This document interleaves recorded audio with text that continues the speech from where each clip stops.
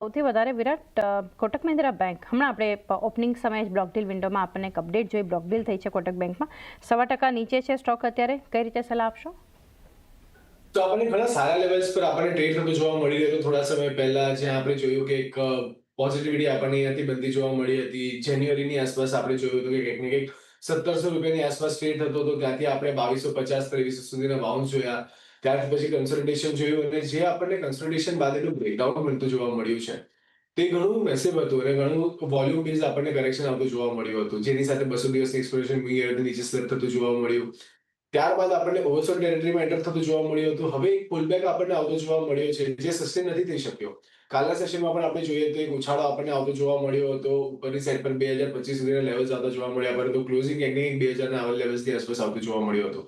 સો higher એન્ડથી pressure build થઈ રહ્યું છે અને સાથે સાથે આજના દિવસમાં સારું કરેક્શન પણ વધતું જોવા મળ્યું છે with good volume. So possible છે કે અહીંયાથી આપણને નેગેટિવિટી યથાવત રહેતી જોવા મળે. નીચેમાં 1900 અને 1900 ની નીચે 1850 સુધીના લેવલ્સ જે આપણને આવતા જોવા મળી શકે છે. ઉપરની સાઈડ પર વાત કરીએ તો 2030 ની આસપાસના લેવલ છે, જે સ્ટ્રોંગ હર્ડલની જેમ કામ કરતા જોવા મળી શકે. તો ઓવરઓલ એક નેગેટિવ આઉટલુક છે કોટક મહિન્દ્રા બેંક માટે. 1900-1850 લેવલ્સ પર નીચે બતાવી શકે છે કોટક બેંક. વિરાટ,